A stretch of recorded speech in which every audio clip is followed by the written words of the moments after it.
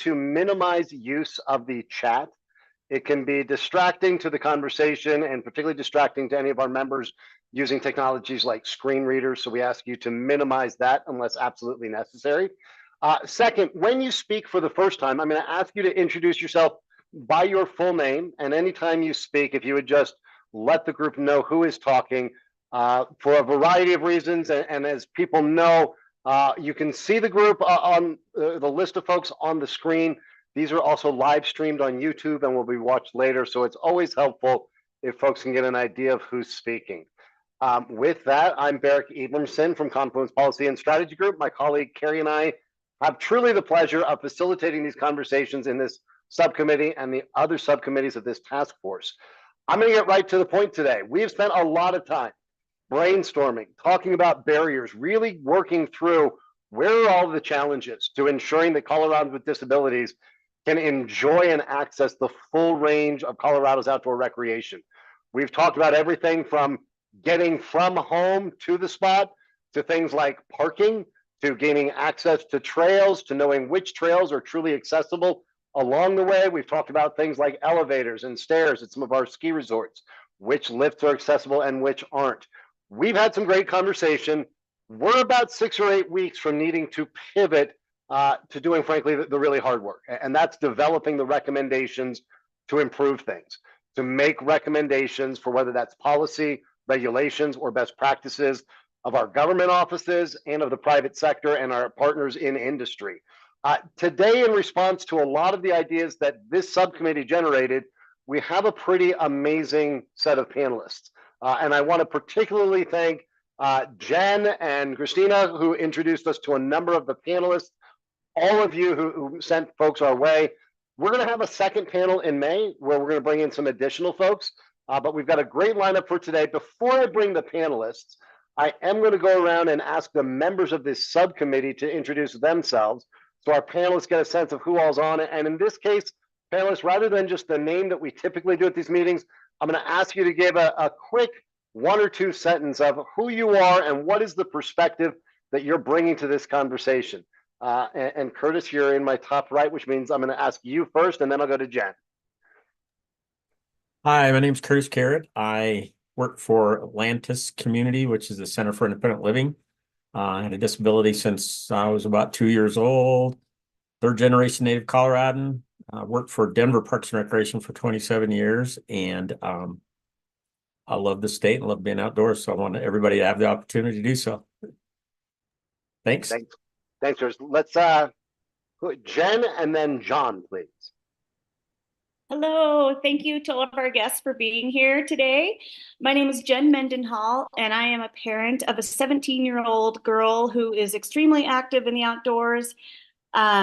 I have an undergraduate degree in natural resource recreation and tourism and have always been really active in the outdoors. And so when she was diagnosed with cerebral palsy, I knew that that was going to be one of my passions, to make sure she got outside and experienced everything she possibly could.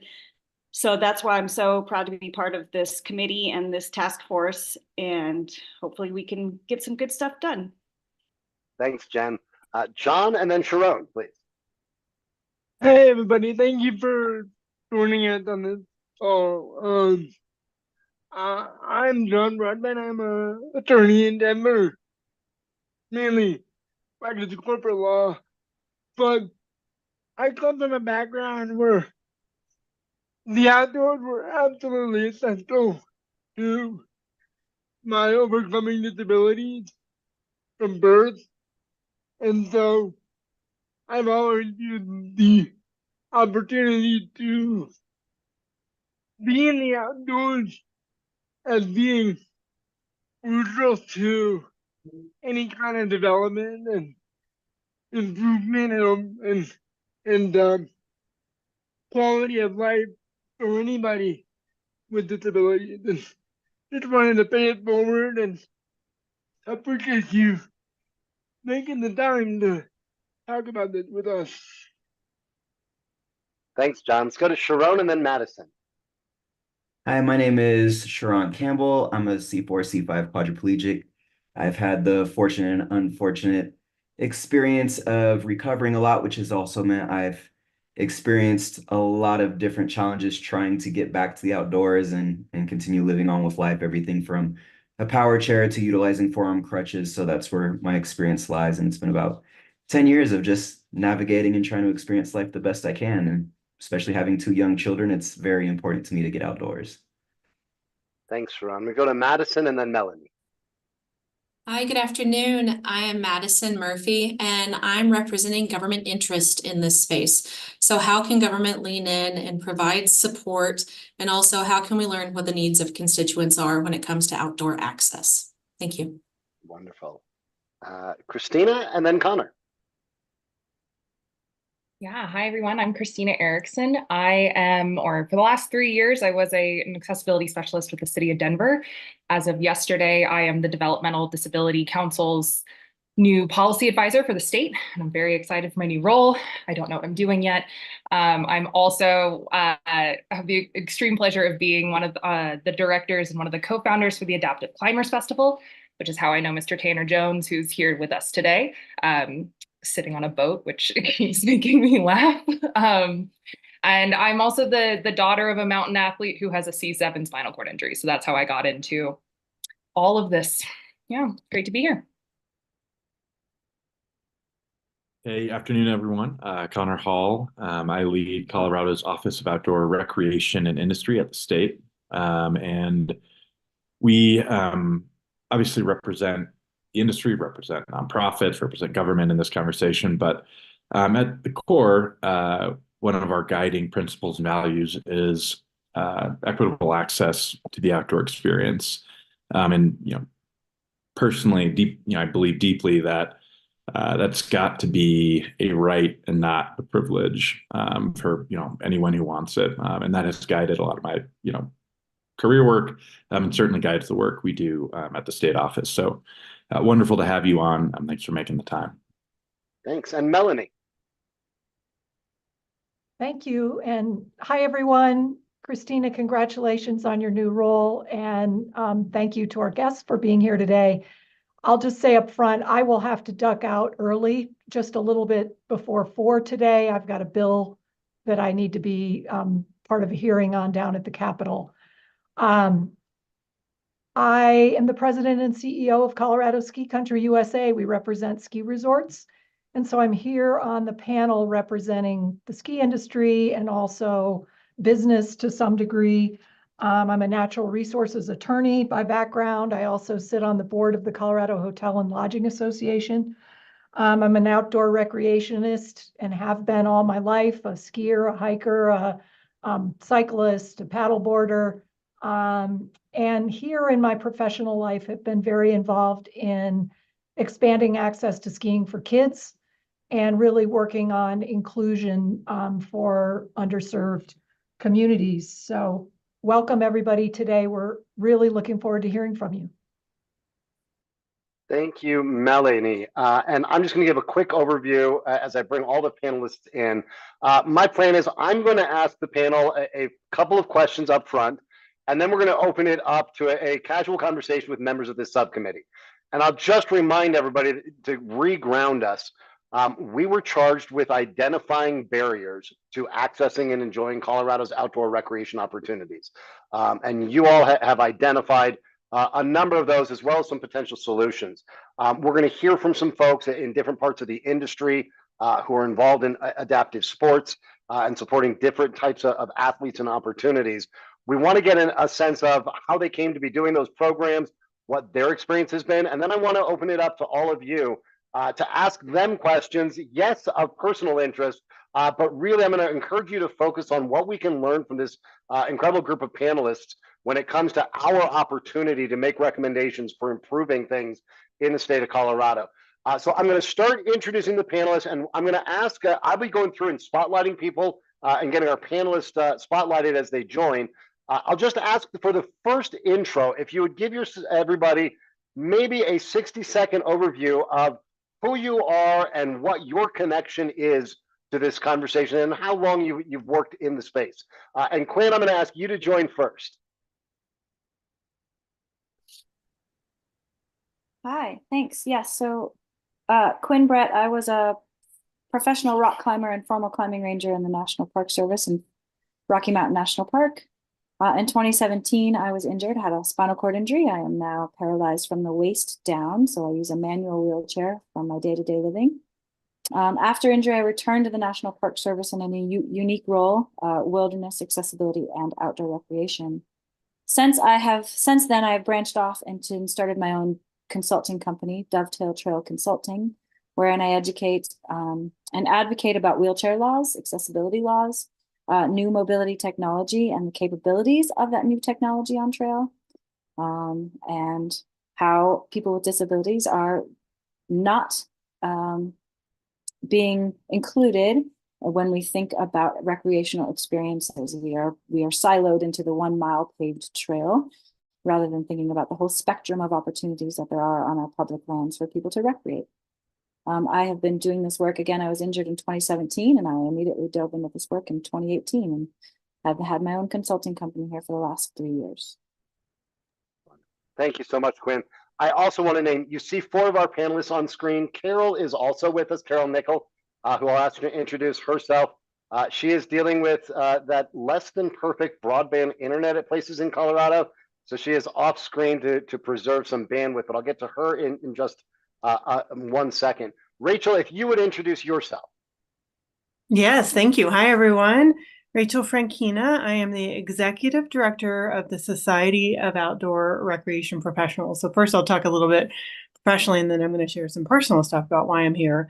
So SORP is a national, I like to say international now. We have a number of Canadian and other countries, nonprofit that serves the people who plan, manage, and provide outdoor recreation opportunities. So the public land managers, federal, state, local, but we're based here in Colorado. I live in Evergreen, so our headquarters are here in Colorado. So I have a strong interest about what's happening in Colorado. And I met Jen recently. We just hosted an Inclusive Spaces audit workshop over at Ridgeway State Park, the second of 2 that we have done through a grant we received from CPW.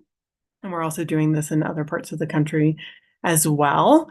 So personally, I was born with a birth defect. I'm missing some fingers and it's called amniotic band syndrome. And so I have a disability, but I've been reluctant to, recognize that because I, want to keep up with everybody, right? The outdoors has been a huge part of my life. And, I was that girl who was like, I can row the raft, right? I can do all these things. And I do. I don't play the piano. I always say that, but I'm not musically inclined.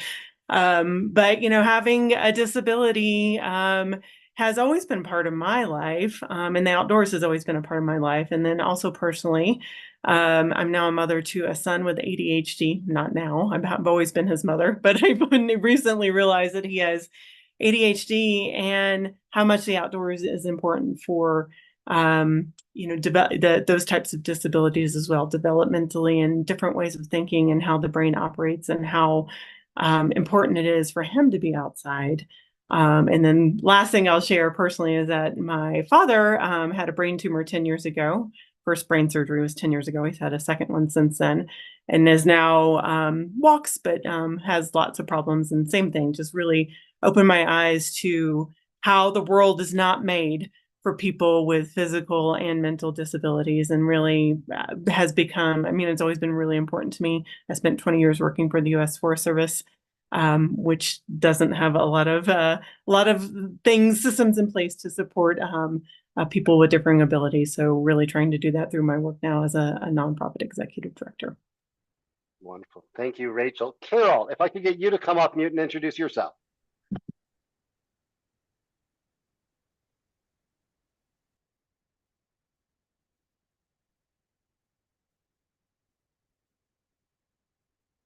Possible Carol, are you with us? All right, I will come back to Carol. Tanner joining us, and we much appreciate it, on vacation. Although a few of us may be a little jealous where you are. We appreciate you being here. Yeah, thank you. I'm stoked to be here. Hello, everyone. My name is Tanner Jones. I'm an adaptive climber. I have a below the knee amputation on my right leg, and have had it for about 3 years now.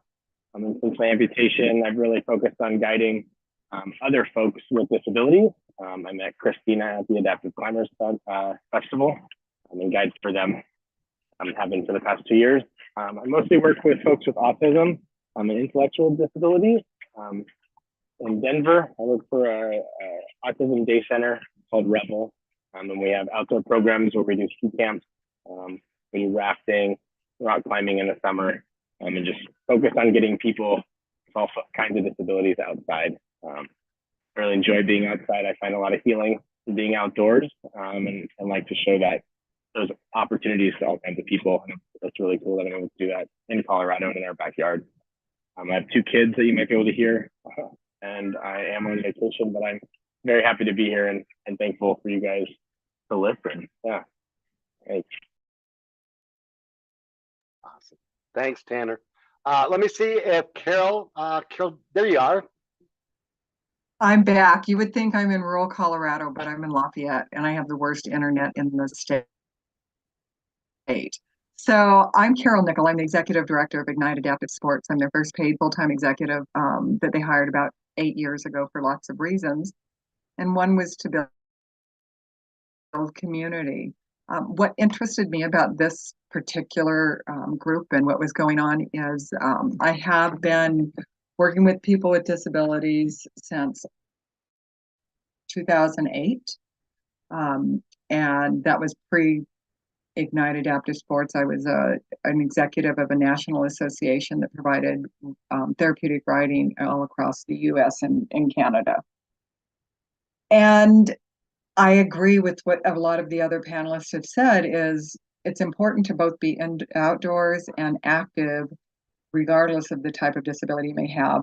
I myself am living with a brain injury, a kind of hidden disability that many people, even my board and my volunteers,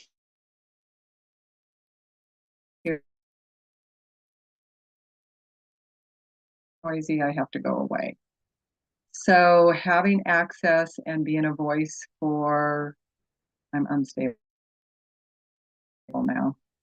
Being a voice for this is really important to me. I'm unstable. I'm going to leave it at that, and I'll mute myself. And if we have more questions, I'll be happy.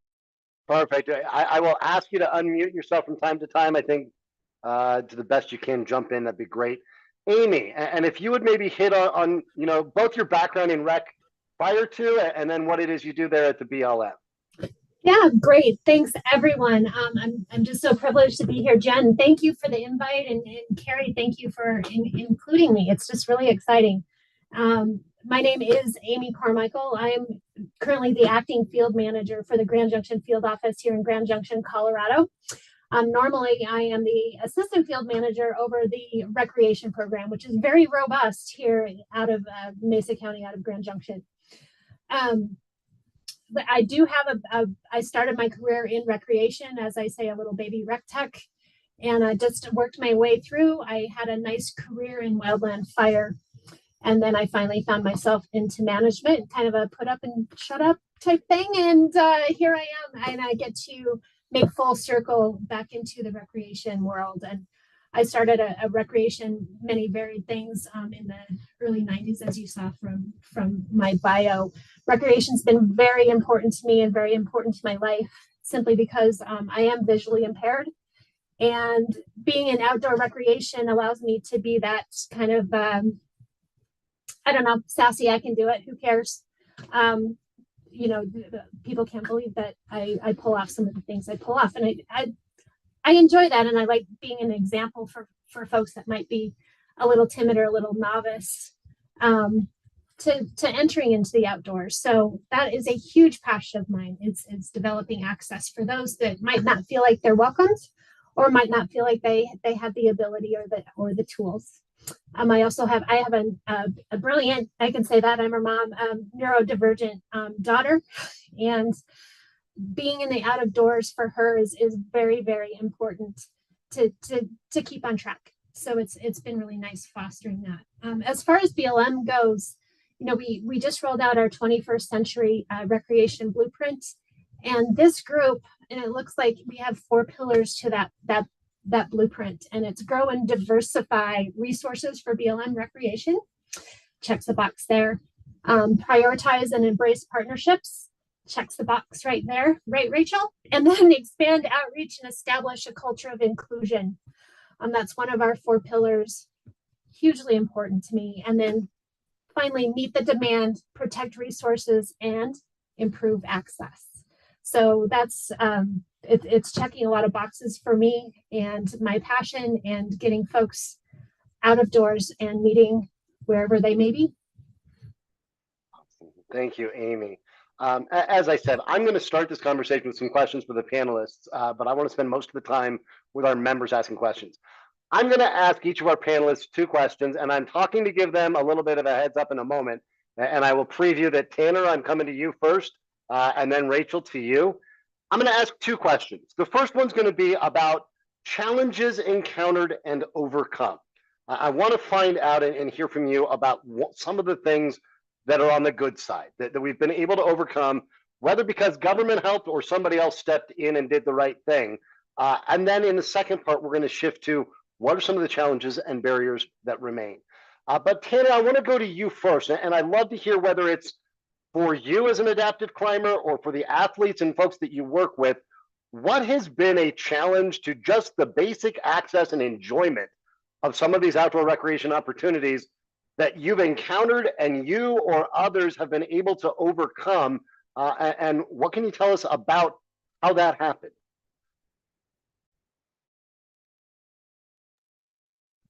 Yeah, thanks for the awesome question. I think one of the main challenges that I face with the group that I currently work with is financial resources to gain access to the outdoor spaces.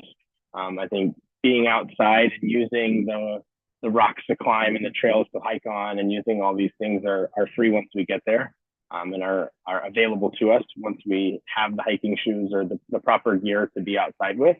But getting those resources in the beginning has been hard for a lot of the clients that I work with. And I think we find a lot of success in that area through awesome grants through Denver, the city and county of Denver. There's been some really good Denver specific grants that have come out recently that we've used to grow our outdoor program and get some gear through. And also Colorado has some of the best outdoor gear companies locally here. I mean, in Boulder and in Golden, there's so many great gear companies that are willing to help when you reach out and chat. It's really, really neat to see.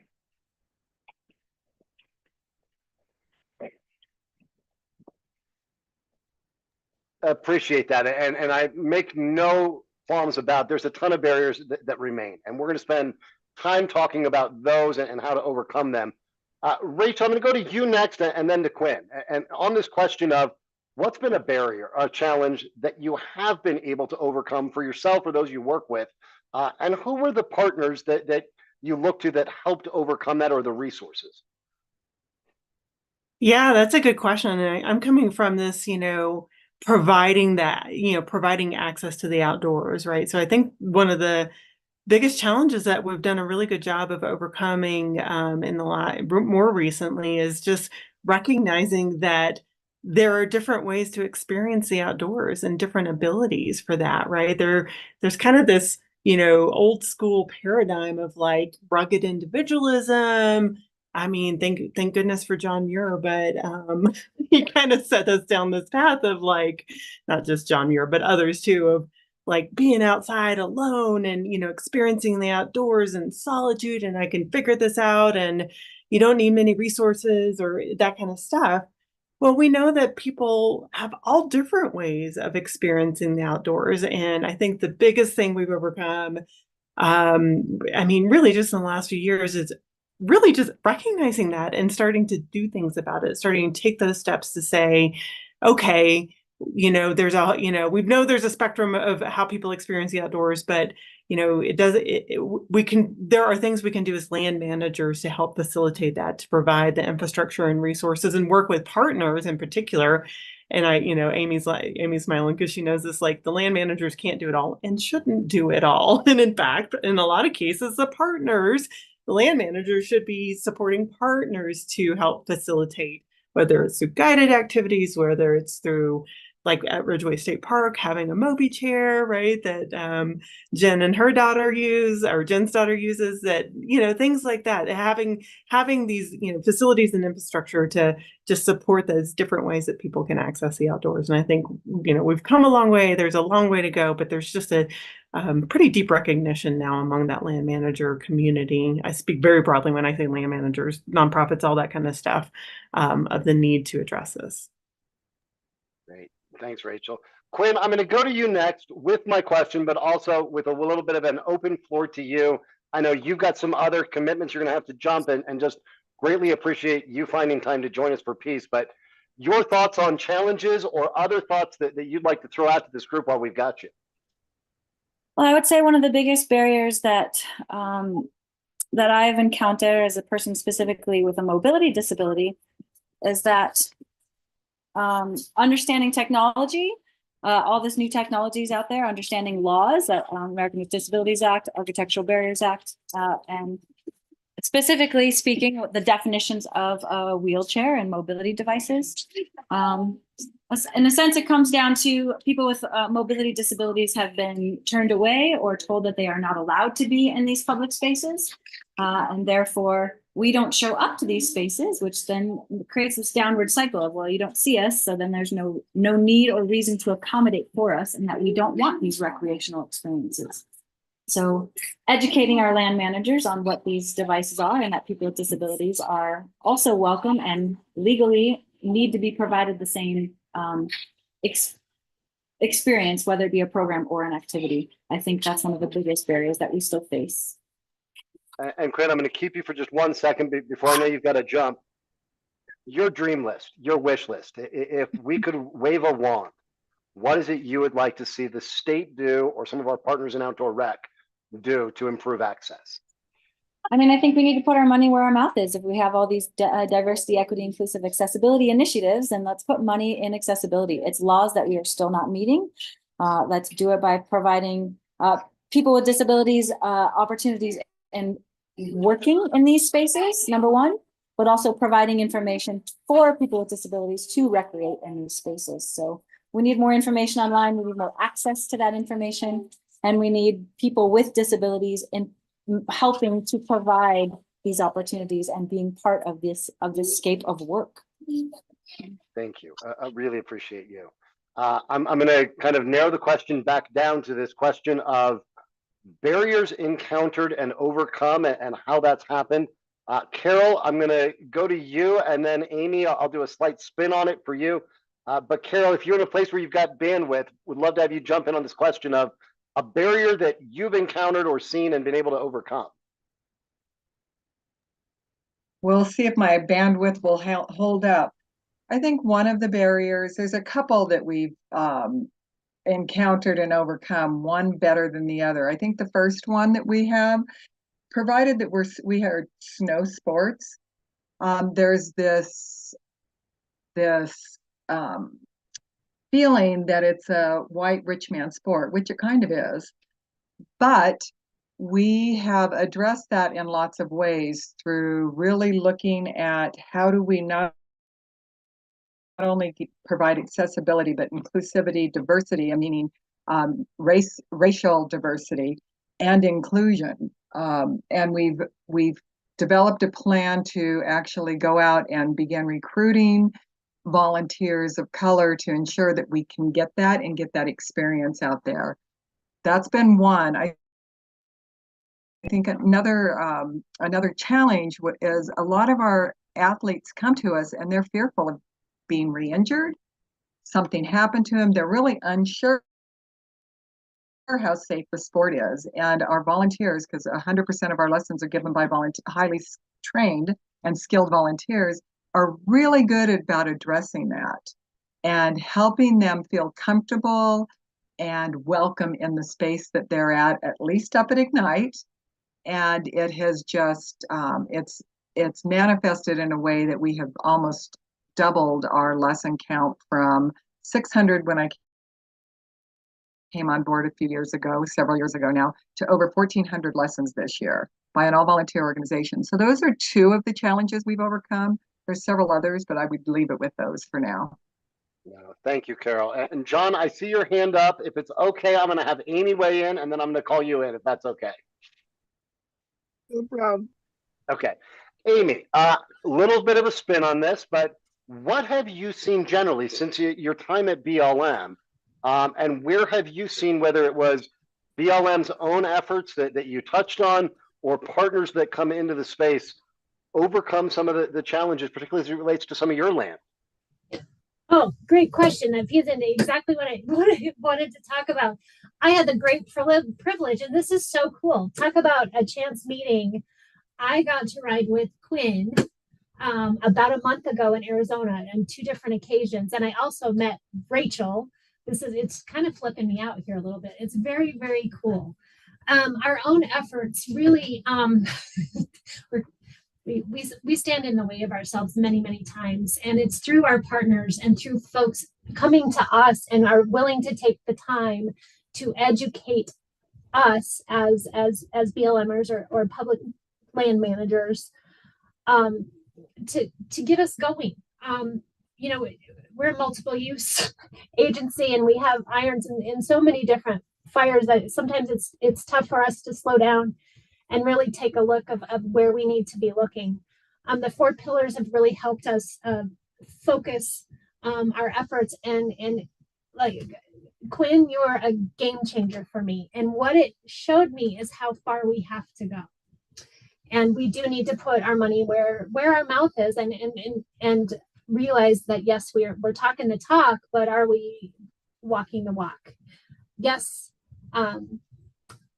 federal government, we move slowly, and that really is for a reason. But man, we can do so much better. So to emphasize, I think that the best way forward is to create and get these partnerships solidified and nurtured and really into the main conversation with us. We're not the experts, obviously. You all are. And so we need to surround ourselves with experts. So this is so cool. I love it. Thank you, Amy. I'm going to give my panelists again a heads up. And before I ask you to answer, I'm going to invite one of our members in who has his own question. My next question to the panelists, though, is going to be, what are 1 or 2 of the most significant barriers or challenges you see still in the space to truly providing access to the outdoor rec? And I'm not going to ask you to tell us I've got the perfect solution, but I will invite you, when you share the challenge, to offer some of the ideas or the things that you think this group should be considering as they spend the next 4 to 5 months putting the recommendations together to improve conditions. But before I ask you all to weigh in on that, John B., you had your hand up. I want to invite you to ask a question. Yeah, thank you, Derek. Sorry for derailing the conversation, but I just wanted to confirm one thing that from all of you guys. Queen mentioned that one of the biggest areas is awareness and how we can increase, like, the best way that we can increase public access is by making people more aware of what's out there, what's available, how we can include people with disability in what the law is. Would you agree would all of you agree with that? Or are there different opinions on that? And so I'm going to go around the horn with a little bit of a lightning round on your gut reaction to John's query there. And Quinn, I'll go to you first, and then Rachel. Yeah, I mean, I think I'm the one that mentioned awareness, so I think that that's one of the biggest things, in my opinion, is that people, if you don't see us, you don't include us. And so if you're not aware of us, you have no idea how to accommodate for us. And if you're not aware of the little things, like, yes, you might be checking the boxes for compliance, but if you're not aware of like why they actually operate or why those boxes are there, then they're kind of purposeless. And Quinn and the other panelists, I will just name, this group has had the conversation about the need for public awareness. And so what you're talking about fits right in. both so that the greater field understands how better to support all Coloradans and particularly those with disabilities, but also that rather than seeing these additional folks as burdens, it's really viewed as a valued add to our industry, to our communities. But Rachel and then Tanner, John's question, is public awareness a big piece of it? Yeah, absolutely agree. When Quinn said that, I was like, yes, because when with my dad again, like, I've been coaching him. I'm like, you're allowed to use your adaptive equipment on these trails. Like, don't let anyone tell. It was like the American with Disabilities Act, right? Like that type of stuff. But, in my experience working with the Forest Service, specifically when I was an employee there, but now working with land managers across the, different agencies at different levels, right? That, I think, yeah, people are, they don't know these laws, right? They don't like there's, and I'll go into that in your next question, but there's a capacity, like in just kind of the bandwidth of understanding everything. So a lot of times they don't really know what the require, or maybe they know the minimum, and is the minimum good enough? Probably not. So yeah, I agree. Tanner and then Amy, the role of public awareness in educating people. Is it one of the important things we should be talking about?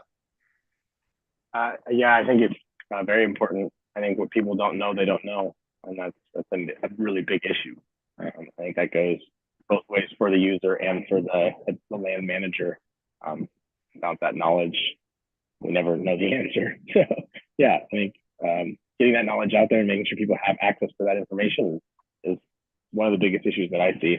And when you ask that question of what do I think the biggest issue is, access was one of the first things, or knowledge that access is one of the first thing that came to mind. Great. Thanks, Tanner. Amy, and then Carol. Yeah, absolutely foundational. Thank you for bringing that up. It is the biggest piece, and I want to dovetail that. It's one thing to be aware; it's another thing to understand. And so I just really like to bring that into the conversation, John. We're dead on. We're in agreement with that for sure. Carol. And I think I don't have anything more to add. I would agree with every single one of the statements that were here. It's awareness, it's understanding, but I also think it's implementation. I think that the final step is, how do you implement? I think a lot of people don't implement because they really don't know what the next step is. It's more ignorant than, I would hope, it's more ignorant than it is oppositional. Thanks, Carol. You're welcome. John, thank you for the question. Curtis, I'm going to pull you in for a question, and then I'm going to start with my next question to the panel. Mine is related to transportation. What modes of transportation are you seeing people get from, to outdoor recreation places? Especially Carol. I think Carol, maybe if you. I'd be happy to address that first if my internet holds up. So we serve veterans. We serve everybody, but we serve the veterans. So we do have a van that goes and picks up the veterans 2 days a week and brings them up to the mountain. Eldora provides a bus on really busy days, and so people can take the bus directly up. And I think it's really important. And then a lot of our athletes will drive themselves up, or they'll carpool up. So transportation in this moment doesn't seem to be an issue for us. I think when we move into the next phase of our inclusion policy, that will include our inclusion plan that includes diversity, we'll start looking at some more in-depth transportation issues. But we help any way we can, and we partner with Eldora in any way we can to get our athletes up on that hill, playing in the snow. I'm not going to call on everyone, but panelists, I'd welcome any of you who want to lean in on this question about the role of transportation, and if you've found some partners or strategies on that.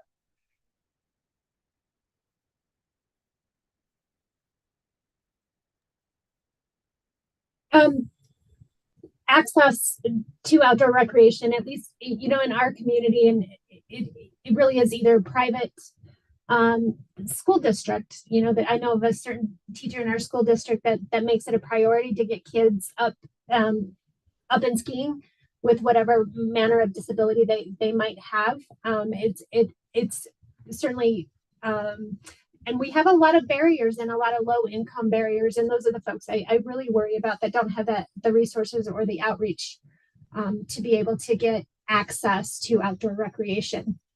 It is an issue. Thanks for bringing that up, Curtis.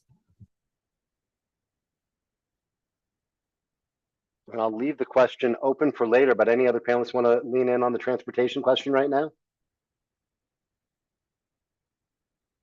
Okay, then Curtis, we will come back to talking transportation more, I am sure. Now I get to okay, we talked about some bright spots. Let's talk about the not so bright spots that we're going to find ways to fix. And Tanner, I will go to you first and then to Rachel. And I would love to hear from you. What are one or two of the biggest remaining barriers that you have not seen scalable solutions to yet? And do you have any ideas that you think we should at least put on the table to discuss, whether that's legal changes, regulatory changes, or best practices we recommend to anybody from state parks to local park managers to private industry? That what are the big things still looming, and how should we be talking about addressing them?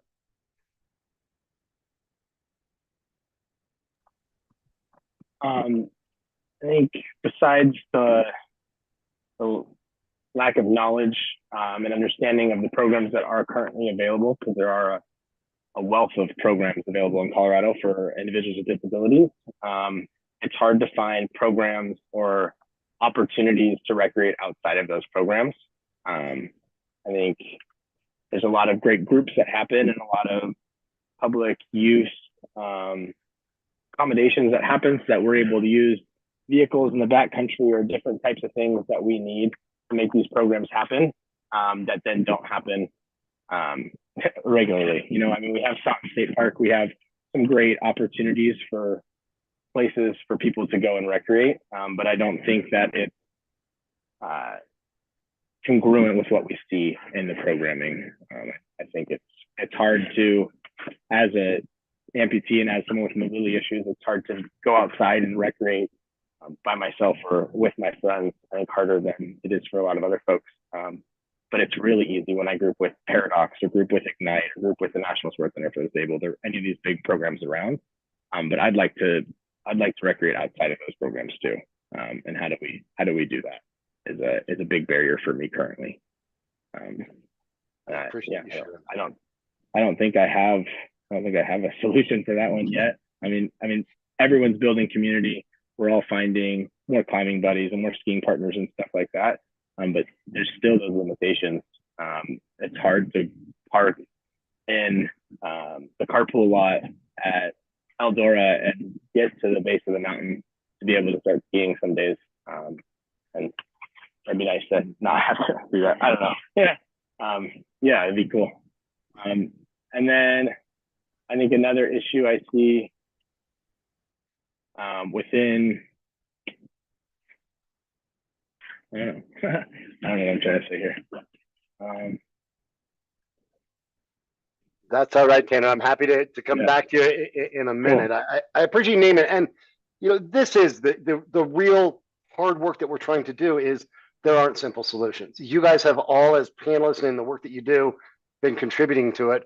We're trying to identify ways that we can scale those efforts, that we can really move the needle.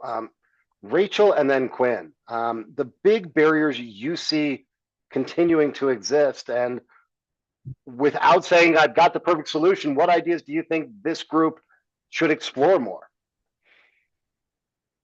Well, Amy, I don't want to steal your thunder, but I'm going to go there. Capacity and funding, right? Like from, I think that, you know, what you're going to hear from working with, whether it's a state park or a city or whatever, right there. And it really comes down to competing priorities, right? Like, and Amy, you kind of touched on this multiple use, but if the city parks and right, wherever it is, there are always going to be these competing priorities that these land managers or, you know, land trust or whoever they may be are trying to figure out that, and that's not going to go away, right?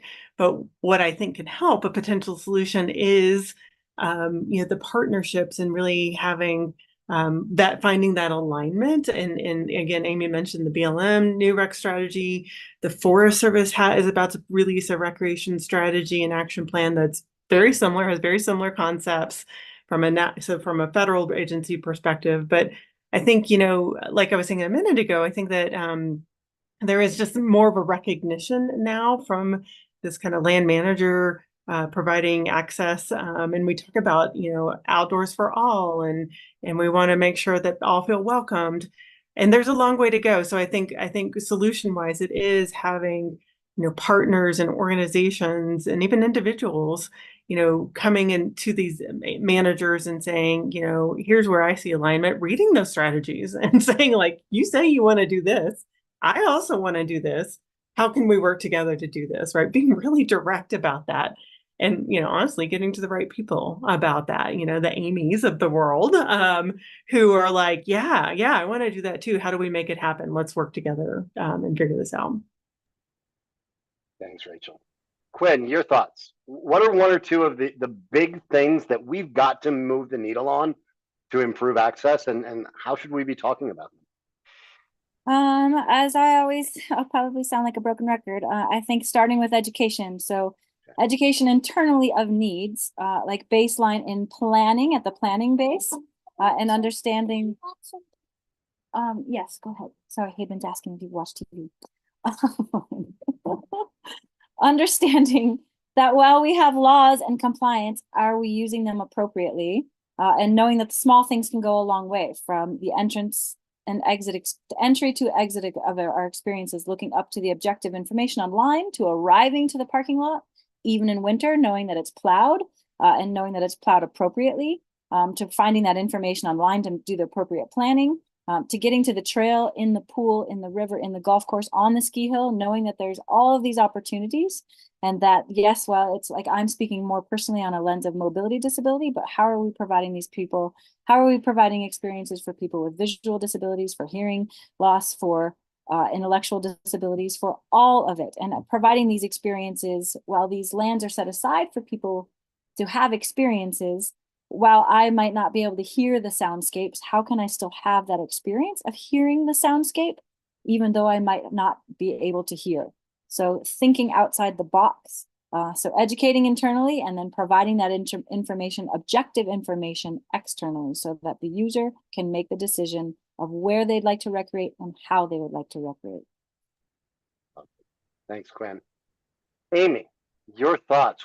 Sitting there at BLM, what do you see as the big barriers, whether that you own or that our partners own, and what are some of the options we should be putting on the table or looking to scale to really make access equitable?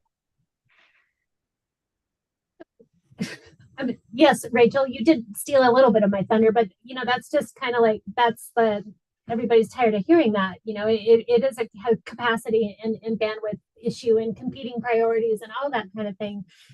And I had an epiphany when we were at the recreation symposium in Arizona. We brought in all our rec managers from all over BLM, from all over the country. And we got to focus on a few things. And one of the things I chose to focus on was access. And fortunately, unfortunately, a lot of us sitting there is like, how are we ever going to tackle this? How are we going to tackle this on a trail system? We're never going to be able to have, the bandwidth to give folks what we need. Well, here we are thinking we know what they need. And how mistaken, it's such an easy trap to fall into. So that's one watch out situation. It took me about 10 minutes with Quinn and her dovetail trail partner to figure out it is really a simple solution. So to kind of sum it up, it really is implementation and the education piece, to knowing it doesn't take a huge Herculean lift to get there. There are some very simple things. So again, we're our own worst enemy. We think it has to be this big thing and building a special trail and all of that. And it isn't necessarily so we just are, we need to get out of our own way and figure out how to implement, to start implementing. We just need to find the place to start. Less thinking, more doing, I'm hearing. Yes, with some baseline education and Yes. understanding. Carol, let me go to you on questions of big barriers you encounter or that you see, for example, to scaling what Ignite's doing up there at Eldora to other mountains or to other sports. I think it's, I think we have a uniqueness because we are a volunteer-driven organization, a professionally trained volunteer-driven organization. So our resources, when everybody says money, money's really nice, but I actually need people. I don't pay them anything. I can double their salary and it'll be okay. We've got what we need to run the organization. What we need is more people that are willing to and have the knowledge to be able to teach skiing, not to people with disabilities, but just to teach. I'm unstable again. To teach. So I think that's that has been one of our ongoing pieces, is the recruitment of not really skilled volunteers in the disability world, but really skilled volunteers that we can then train. It's growing and it's been growing and we'd love to scale it up. I found out this week that we had to turn away 25% of the people that wanted to come because we did not have enough of that. Eldora could have a bigger parking lot, but that, as that grows, we get more people there anyway. But I think the biggest thing is we need people, and we need people up on the mountain giving us time so we can access, so more people can gain access, at least for snow sports. How they could model what we're doing across the board, I think that's I think we've got a pretty, in my experience, we've got a really unique way of being in the world. We've been like this for about 50 years and it's not going to change, but it's not an easy process. That's a longer conversation. How do you engage more volunteers and less staff and still have a professional organization? It's scaling that up. I don't know if I have the answer to that. That'd be a great thing to do, because then we get more access across all sectors. And I think you present a good challenge for this group to workshop of what can we do to get direct resources, and also what types of programs, whether that's incentives or otherwise, could the state take a lead on to bring more human capital and capacity into this. In just a second, I'm going to turn this over. You've heard me talk enough. I want to ask our subcommittee members. Before I do, though, the Lieutenant Governor is with us. And for the panelists who haven't been part of our conversations, Lieutenant Governor Primavera has had a real focus on the rights of Coloradans with disabilities for decades. And we're thrilled that not only is she the chair of this task force, she has made it a point to join. I think it's been every one of the 50+ meetings, and I expect to see her on the next 50 or 60. So, Lieutenant Governor, I know you end up having to multitask a lot, but if you wanted to jump in and say anything to the panel or ask anything, I'll give you the chance now or when it's a more convenient time for you.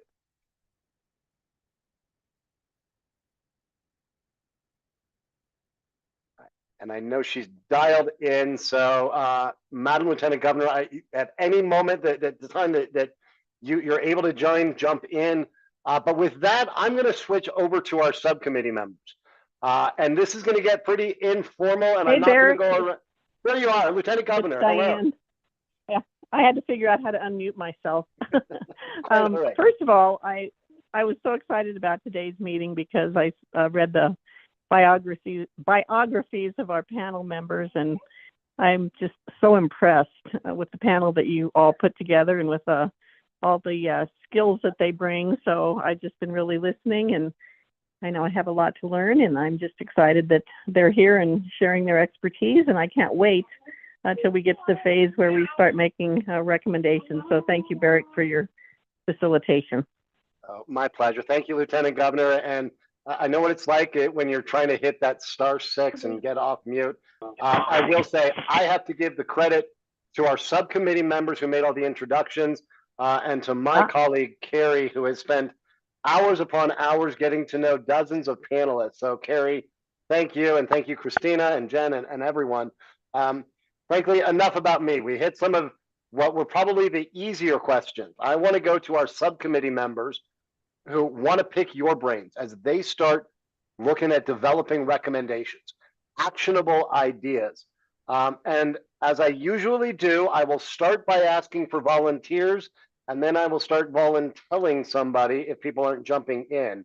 But subcommittee members, feel free to use the raise your hand function, or if you're stumbling to find it, just come off mute and let's lean into this conversation.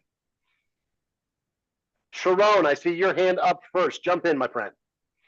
Yes, I had a question for some of the panel. Like one of the topics that Quinn brought up earlier was encompassing all the different disabilities. And one challenge that we've had is trying to break the stereotype of how people see disabilities. A lot of times people focus on physical limitations, someone in a wheelchair, but it is trying to encompass visually impaired, intellectually impaired, physical disabilities, and those invisible ones that we can't see. So do you have any suggestions on how to better address that? And panelists, you're going to get the same treatment from me. I won't call on you first, but if I don't hear from anybody, I'll call on all of you. Who wants to lean in on Sharon's question? Well, I guess I would start with like the way to do that is by finding that community of people that you want to know more about and including them in the process. But more so not just finding the token wheelchair user or the token blind person, doing the hard work of finding the person with experience in the activity that you are asking them to consult on. And also, can we find funding for that person? Because it's often that we don't pay people with disabilities to do this work, and it's necessary work. So I guess starting with reaching out with where can we find that community member and do the hard work. Any other panelists want to offer thoughts? Rachel. I was just saying, ditto. I mean, Barrick, before you call me, pretty much everything Quinn said. That's what went through my head too. Is and I think that's, you know, when we think about barriers and capacity, right? That's one of the things we often run. Well, that takes a lot of time. Yeah, it sure does. Yeah, but if you want to know, you need to talk to the people. And like Amy said, you know, don't make assumptions and don't, you know, just don't think you already have the answer. You actually need to hear from people in that community. Right, and take a sustainable approach to that. Like if we want to do things right, yes, it costs more and it takes more time in the upfront, but sustainability speaking, it's going to last a lot longer and in a lot of ways, environmentally, socially, human impacts, it will last a lot longer. Thanks. And panelists, I know we scheduled you until 4 o'clock. If folks have to jump off, certainly understand that. I'm probably going to try to keep this conversation going for about another 10 minutes. I'm not seeing members of the public that require me to block off time for public comment. So the most of you that can stay on, appreciate it. I'm going to go to Jen with a question and then Christina. Thank you, Barrick. I have kind of a bigger question that involves legislation. Probably Amy or someone with legislative background that knows the rules. I guess where I'm coming from in this is like with my daughter using a wheelchair that's mechanized and being able to access different trails or different areas along a river or wherever it might be. Do these things, can they just be put into like new standing or standard operating procedures? Or do we have to actually go through legislations to get some of those things changed?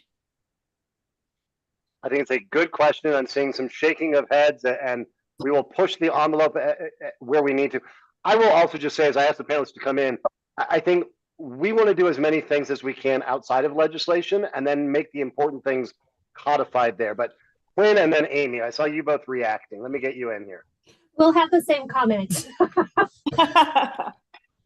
Yeah.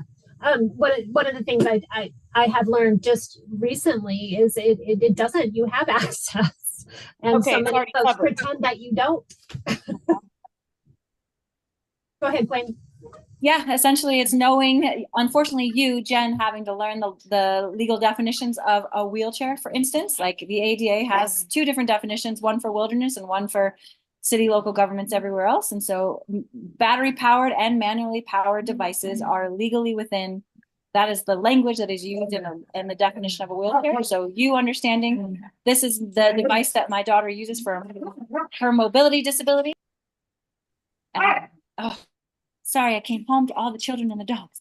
So if we can get her to a wilderness area, she can be there. Absolutely. And there doesn't need to be like, you don't need to even ask for permission. Yes, you will get told a bazillion times over and over that you're not allowed to be there, but you can just quote CFR 36.3 and let them know. What was that again? 36.3? I never. Yeah, I think the point part might be right, but it's in federal lands, it's CFR 36, which has the definition of a wheelchair and specific to wilderness. Awesome. And yeah, you're allowed to be there. And while we often with battery assisted get lumped into e-bikes, we are separate from e-bikes. Even if you're a person using a two-wheeled e-bike, if you're a person with a disability, you lump into a totally different category. And so us having to understand that and advocate for ourselves more loudly because we've been told so much that we're not allowed to be there. So again, we don't show up and then we don't argue the point. And then land managers just think, well, they're right on the point when they're not.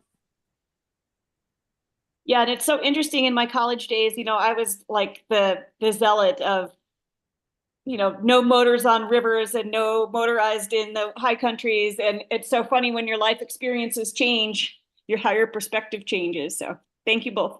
Yeah.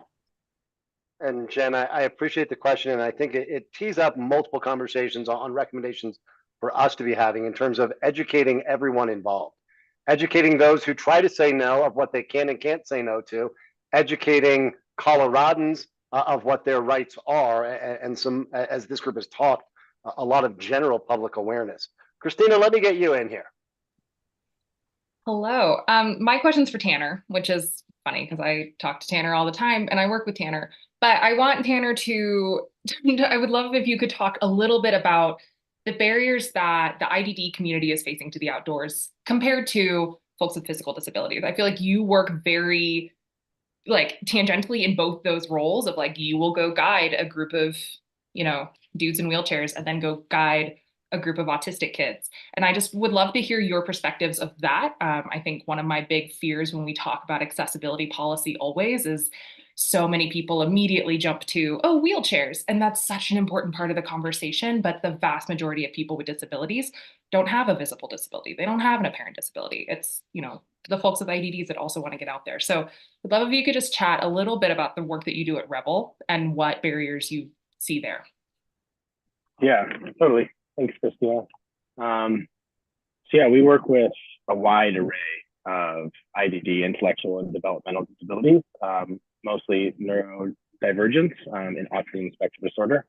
And when we go outside, we see a wide array of barriers. Absolutely. I mean, there's so many things that go squish and ick in the outdoors that can be a hindrance for a lot of people to go and experience with. But the outdoors, like we say, it is for everyone. Some of the biggest issues I see on my day-to-day, like hiking and climbing in the Front Range, are bathroom access. A lot of folks don't want to go to the bathroom outside. They want to have a place to go to the bathroom. And a lot of those are far away from trails and far away from crags and stuff like that. Oftentimes just go back to the trailhead to do that, which is awesome, but sometimes that's not available at the trailhead. So I think the bathrooms is the big one that I see. I think I also see, transportation independence is a very large barrier in the lives of folks with IDD. And so we see a lot of issues with getting to those spaces. Access-a-Ride and RTD and a lot of those services are available and get you pretty darn close, but they don't get you all the way. And so we have to find those programs that are available and that are inclusive for folks like that. I think it's a big barrier for sure. Yeah. Thanks, Tan. Yeah. Thanks, Tanner. Thank you, Christina. And I don't want people to think that I kicked Rachel out. We had asked her to be here from 3 to 4, and she did have another meeting. So she'll drop off, but if you've got questions for her, we're happy to pass those along. Let me open it up to all of the subcommittee members, and pretty broad conversation here. I will just name, it's 4:05. I think everybody knows normally in about 10 minutes, we have a block set aside for public comment. I'm only seeing one cell phone that I don't know on here. If you are a member of the public, or if you jump on and would like to address this group, I would just ask that you shoot a chat to me or to Carrie Steele, and we'll get you in here. But otherwise, members of this subcommittee, going to invite you in to either ask questions of our panelists or share any reflections and takeaways or ideas that what you've heard from these panelists has sparked for you that you'd like us to discuss some more. Yeah, if I can jump in, um, I have a couple of thoughts about this. I think this has been an extremely productive conversation, and thank you so much, everybody, for the time. With regard to next steps, I think the first thing that I would recommend that we do as a subcommittee is consider having kind of a legislative policy discussion regarding what the current state of the law is in outdoor access.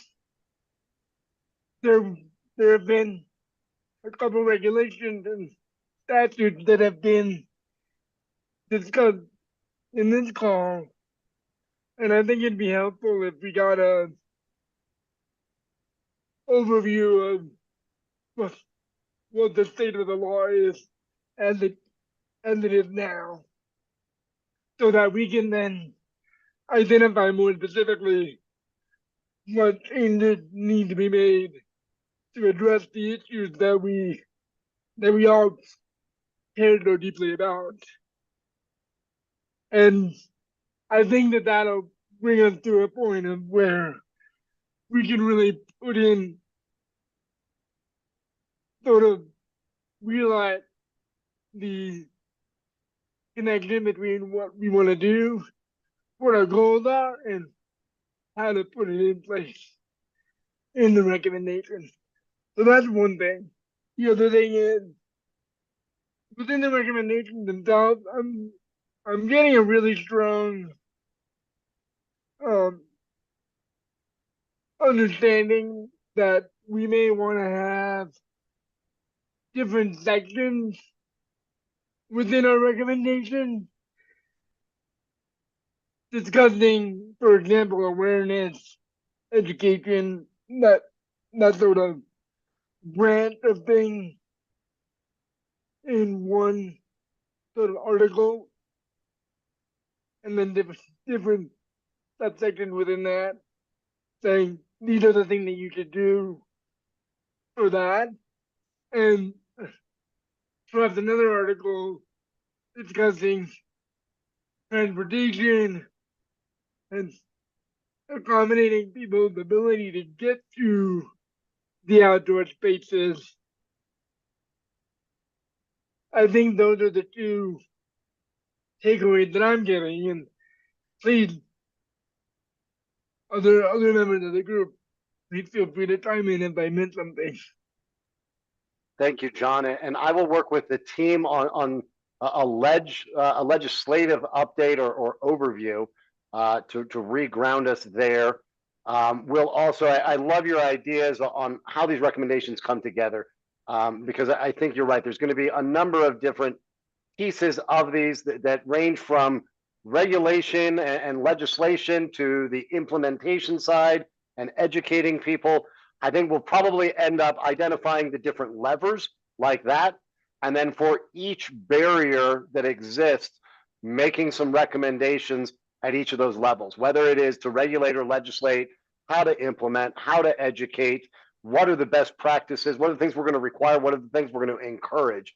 I also want to name that we didn't want to overwhelm everybody just yet, but after today's meeting, I'm going to send around some gentle reading that Representative Ortiz has shared with us. One is the accessibility guidebook for ski areas operating in public lands, and another is the accessibility guidebook for outdoor recreation and trails, which dovetails with a lot of conversations we've been having here.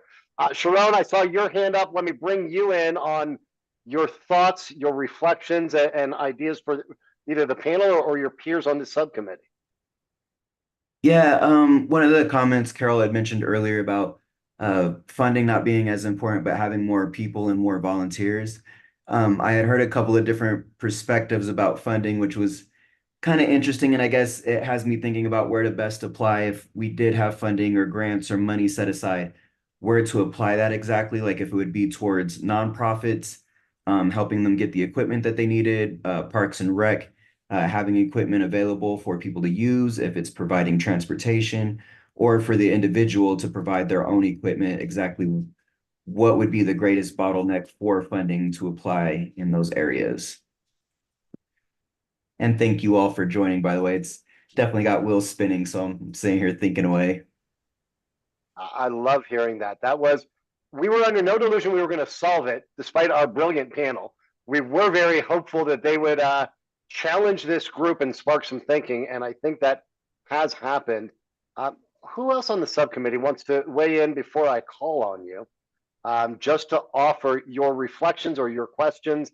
I thought I saw Curtis. Did I see your hand up? There we go. Curtis, jump in there. I wanted to thank Quinn big time because not only having that information available out there for people who are aware, but the accessibility issue for everyone on technology. It's kind of a common problem across a lot of different issues, from the National Weather Service to whoever that don't make their websites accessible. And I think that's a huge piece that we don't talk about enough. So thank you for that. And I was just going to say one last thing too, that, I work at a Center for Independent Living. And what we do is we teach people how to live independently. Very few of our staff talking to them know a lot about what's accessible in Colorado, which, they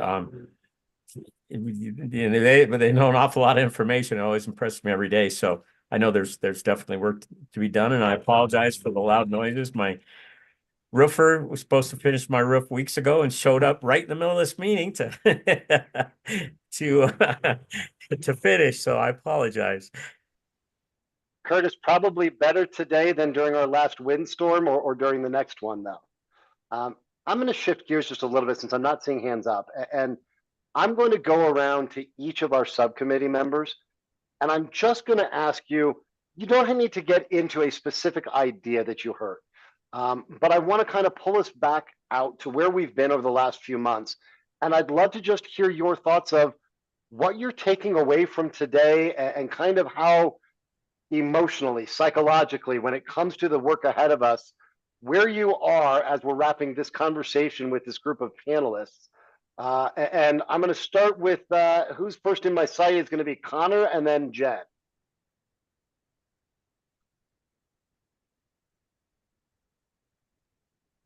Sorry, yeah, just working to find my mute button there. I think this just continues to do a lot of the work we've been doing, which is, deepening the understanding, of what we're trying to tackle here. Again, it's such a multifaceted, kind of complex, big thing to, get your arms around. And there's so many ways to engage in the outdoors. There's so many different types of disability. There's so many potential policies and solutions we could go to. And so, again, I really think we're in that information gathering phase, perspective gathering phase. And, every one of these meetings, I learned quite a bit. And, excited to use some of that perspective and some of those ideas to come up with some policy solutions here that we can propose to the legislature. Thanks, Connor. I'm going to go to Jen and then Curtis. And Jen, just how are you feeling coming out of today's conversation? And what's the degree of optimism and hope we're going to go get this right? I feel really hopeful because I heard a lot of little kind of soundbite tidbits of information today that were really powerful.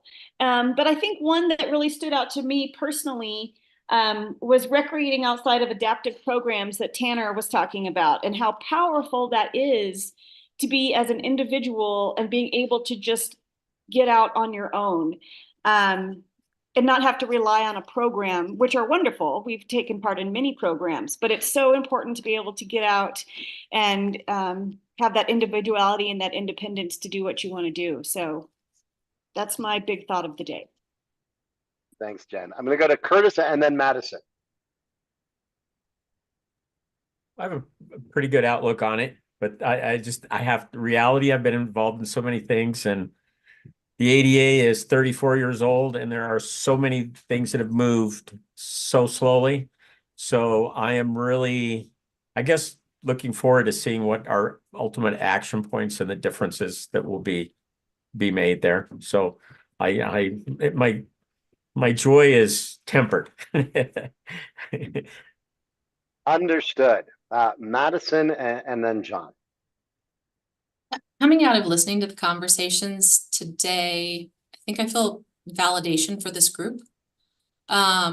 That we are moving forward. Like, that was kind of a big topic of conversation at our last meeting of like, what is this output, right? And to Curtis's point, like, what is this going to be? How is it going to look and feel and smell?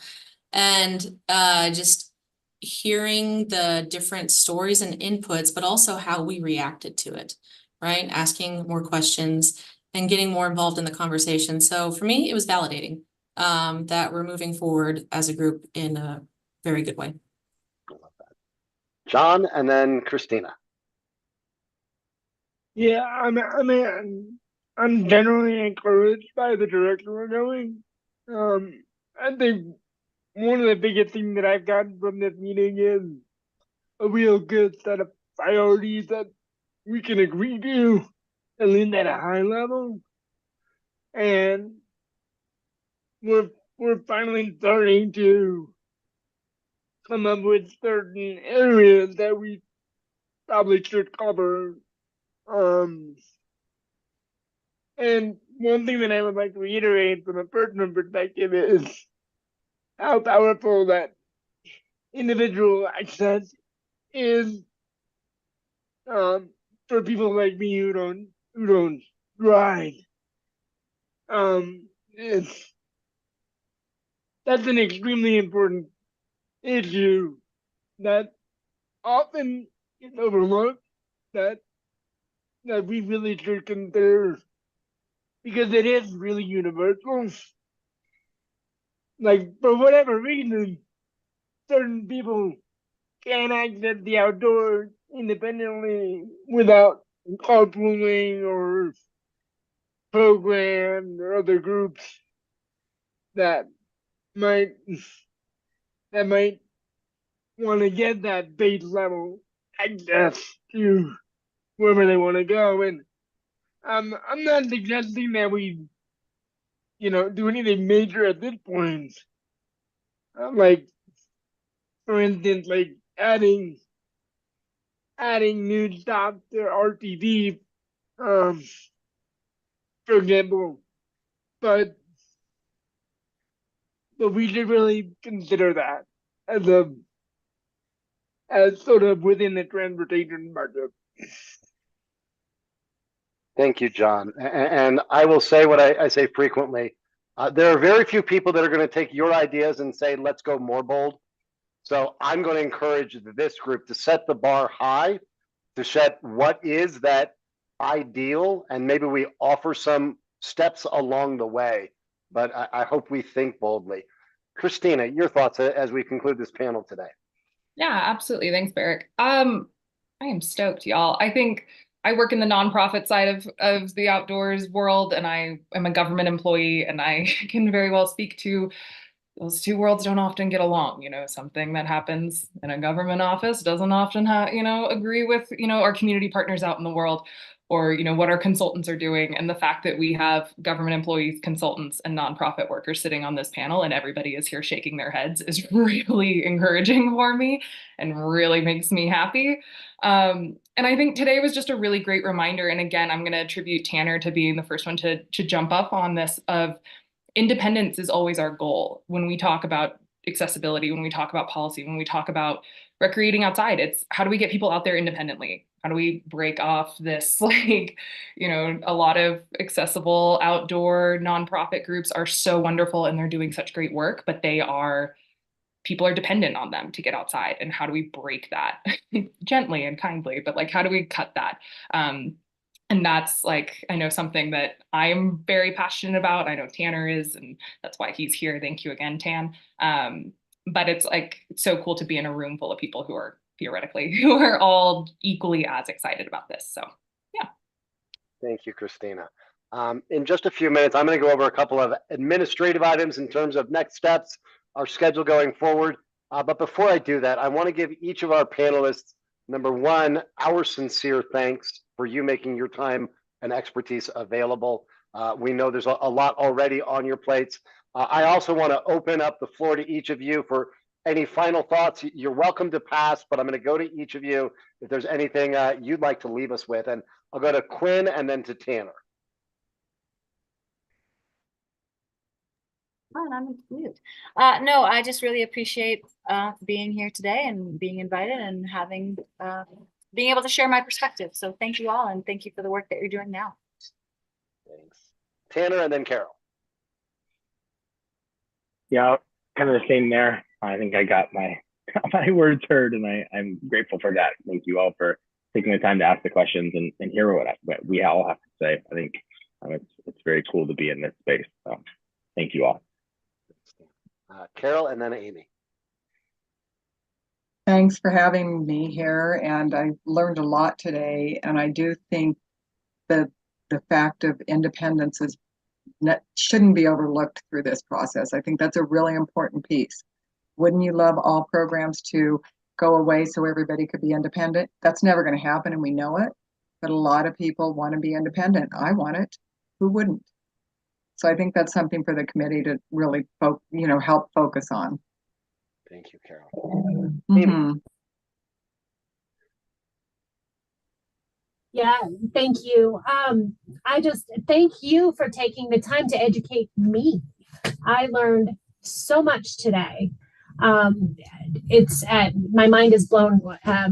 One more time. I never thought in the terms of I can't recreate outside of a group or a program. And that hit me right between the eyes. That is a very large takeaway for me here today. I want to carry so much forward. I'm very grateful to be here today. Thank you. Thank you. And finally, in addition to my thanks to the panelists, I certainly hope this isn't the last opportunity we had to share ideas with all of you. This group has to submit its report to the main task force by December 1st. So we're going to be spending the summer and fall developing those recommendations. We meet every month. We invite you to listen in on any of those calls. We also use Dora, one of the state agencies' website, Engage Dora, where we'll be putting out asks for input from the general public. And as we do all of those, I'm sure Carrie will reach out to each of you. We would love if you would help us spread those opportunities within your networks for people to share their experiences and their stories and their ideas. We've got a brilliant panel today and an incredible subcommittee. We also know that no one person's story or experience is every person's. So to the extent you can help us bring in even more perspectives, we'd be grateful for that. Before I go into the admin things, I have to give my sincere thanks to my colleague, Carrie. I sometimes have the easy job of sitting here talking with a lot of really smart people who make facilitating easy for me. Carrie has been going through a spreadsheet of, I think, about 200 potential panelists and spending time meeting with each of you and finding all of them for all of the panels. So Carrie, thank you for the remarkable job pulling all of this together and helping us learn from this group. Last few quick administrative notes. We'll have one more panel in May. I'm going to preview. We will probably have to meet twice a month, at least twice over the next 4 months. We'll work with all of you around your schedules, but we're now at that phase. We're coming into May and post Memorial Day. We're going to have to get serious about putting ideas on the table and going through those different steps of what are the categories and what are the different levers we have, from regulation to implementation, from education to enforcement. So it's probably going to require a couple of extra meetings. The other thing that I'm going to put on deck for everybody to think about, not asking for commitments now, we've always had such great experiences when we can get together in person. So we want to explore over the summer whether it makes sense to have either some in-person or some hybrid meetings. I know that that presents its own challenges within your workday and with transportation, and we'll talk through all of that, but just want to put that on the table for discussion. The other thing, I know a lot of people in the summer like to cut the workday a little short and try to get out and enjoy some of Colorado's recreation. So we'll also be surveying all of you if you'd like to reconsider our late afternoon calls over the summer and maybe find another time to free up your afternoons to enjoy Colorado's recreation. No must-dos on either the in-person or the time adjustment, but we want to respect everybody's lives outside of work and your generous contribution of time here. So those are the things to expect from us. Some panels, some additional meetings. We're working to put together a panel on transportation for all of the subcommittees because it continues to come up with everybody. But with that, and with 4 minutes to spare because we had no public comment today, again, panelists, thank you so much for your time and insights. We look forward to continuing it with you. And to our subcommittee members, you are what is going to help make this work happen and drive the smart thinking. Thank you from the bottom of our hearts for your generous contribution of time. And we will see you again in May. Thank you. Thanks all. Bye-bye. Enjoy.